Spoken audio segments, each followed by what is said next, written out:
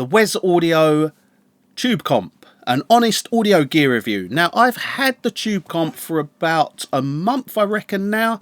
So what I like to do is I like to do my review when I first get the gear, not kind of say too much about it and not kind of rave about it too much when I first get it, because you're in that honeymoon period.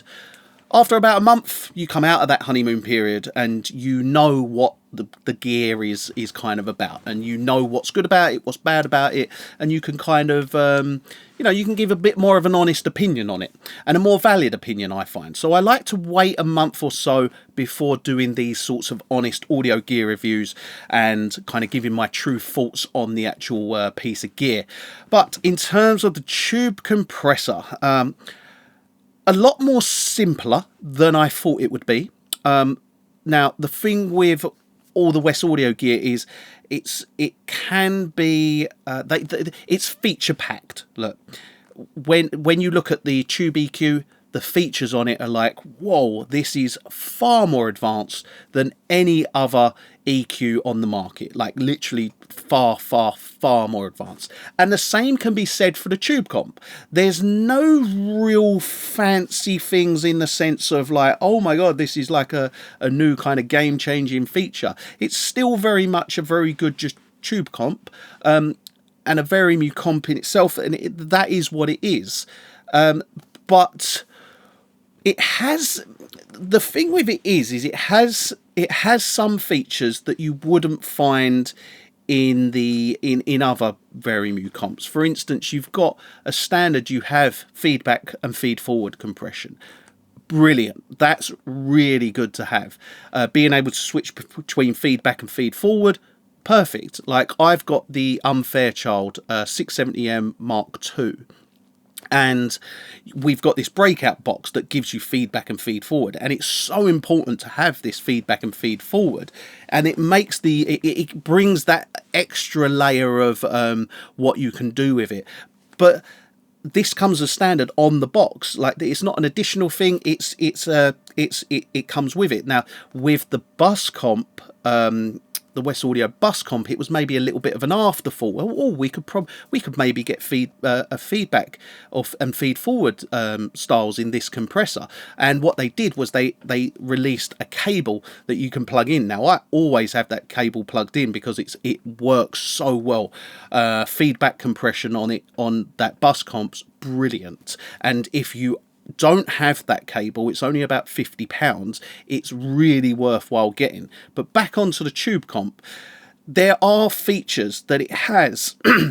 There's features that it has that you won't find on other compressors. Now the other one's the limiter that's on it. It's just it seems like it's not a massive thing, but it's very usable. And there's some points where you want to just limit the track that little bit more than just if you were kind of driving into it. You can hit that limit button and it does limit the track. It's not like the lull. It's not going to be your main limiter. It's not like, oh right, I'm going to switch that limiter on and now it turns into this amazing limiter. It's still a Verimue compressor. It just now has that limiter function added. The other thing that's really good with it, the one that I love, is you can adjust that saturation amount, and that really does pull out a really good tone from it. Great tops, you can get the tops sounding really nice, and it adds, for lack of a better word, this warm, lovely tone to it. That's really good because it's not just a button where you go right saturation on, like the THD on the 500 series modules is either off, mid or high, and there's no kind of in between those settings. You have the THD on the Tube Comp. Now I'm not a huge fan of the THD on the Tube Comp. You can gauge between 0 to 100%, let's say.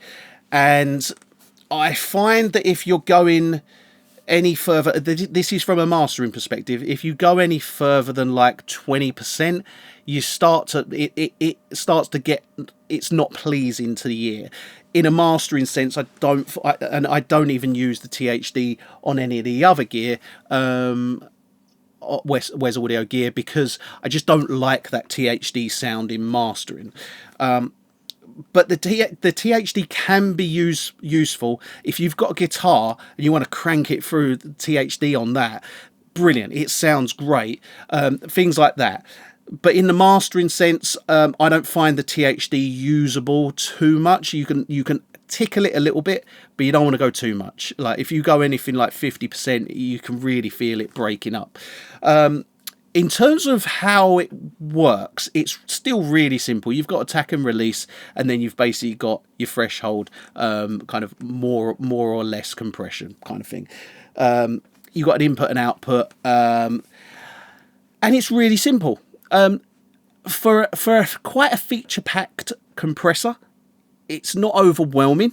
You won't find you kind of go, oh, I don't know what I'm doing. It's very much like, okay, yeah, cool, it's a Verimute, bang, bang, bang. Yeah, it's just like every other Verimute. Sound-wise, sounds great. It really does sound good. I cannot knock the sound. I can't knock it really in any way, shape or form. There's not a lot of bad, there's literally no bad things to say about it, to be honest. The plugin works brilliantly. Connection on it, as all Wes Audio gear, perfect. Sound wise, it sounds just as good as any other Verimute. I recently put it up against the Unfairchild, I put it up against the SPL Iron, and I put it up against the Schwarzkopf machine, and it was equally as good as any of the others. It was just another great sounding Verimute comp. And yeah, I'll tell you, price wise, it was I think about £4,000, which to many people may sit there and think £4,000, that's a lot of money for a compressor. It is a lot of money for a compressor, but you're paying good money for a good compressor. Now, I'll be honest, when I first saw it was announced and I knew about it, I was like, yeah, this is how much you think to yourself, how much am I willing to spend on that? And I kind of said, if it's around £6,000, that's cool. I'll pay £6,000 for it. When it came out and it was like £4,000, I went, blimey, that's a bargain. I might get two. It's that I think £4,000 for it, and some people won't agree with me, but if you disagree with me, it's because you're in a kind of a different headspace than what I'm in when it comes to how much the cost of what equipment costs. I don't think that's a lot of money for the type of compressor that is, considering I spent £14,000 on the Unfairchild 670M. So the being £4,000, I think that's a really, really kind of good price for it. I think it's well worth the money. When you consider as well an EQ, bearing in mind there's probably more going on in the EQ. The EQ is like £5,200. £4,000, I think, is a good price for it, and I think it's a fair price for it. And would I recommend it to it? Yeah, 100%. 100% I would recommend it to anyone. If you want a really smooth, lovely sounding compressor, the Tube Comp's brilliant for that. If you want something a little bit more grabby, you could get the Bus Comp. That can be really grabby and lovely and bus compy, basically. But also as well is if you want it to sound more grabby, put it into feed forward compression mode, it becomes a little bit more grabby and a little bit more punchy. If you want it to sound very smooth, kind of like this gloss over the top of the track where it's just controlling, lovely control, switch it into feedback mode. But you have all these options. Now the other really good thing, and this is something that all Wes Audio gear has, and I love this, is that you have A, B, and C, where you can have different settings. So basically presets. So you can have your preset of how you want the unit to start up, and kind of like, let's call it a default preset, where there's no real change in the sound on A. You can then set your settings. You press A, you can copy that over to B, put it onto B, change it a little bit more, and you can switch between A to B and decide which one sounds better. you know, you could do one that's you can then copy it over to C, and C could be massive amounts of compression, and then you can switch between the two and kind of go, you know, it sounds better with a lot of compression, or maybe it doesn't. But it's a good way of kind of jumping between two different presets and working out which one actually works best for the track. So yeah, all in all, the Wes Audio Tube Comp is brilliant. I love it. This is the best combination of three pieces of gear you could possibly have: the Wes Audio Bus Comp, the Wes Audio Tube Comp, and the Wes Audio Tube EQ. Those three are killer together, and I will do a video at some point of just working with those three, how you can work with the Bus Comp to glue the mix together, the EQ to do your EQ, and then the Tube Comp as your kind of mastering compressor. So yeah, brilliant compressor, highly recommend it. And yeah, you just look, here's the thing, one last thing I'll say for ending this video is all Wes Audio gear, you cannot go wrong with it, and that is why I'm literally surrounded by Wes Audio gear, because you just cannot go wrong. You can't go wrong on the gear, the sound, and the customer service. The three are at the top of their game. Wes Audio are, in my opinion, right now, if there's a company to watch going forward, Wes Audio up here, well above every other company in audio right now. Maybe that will change.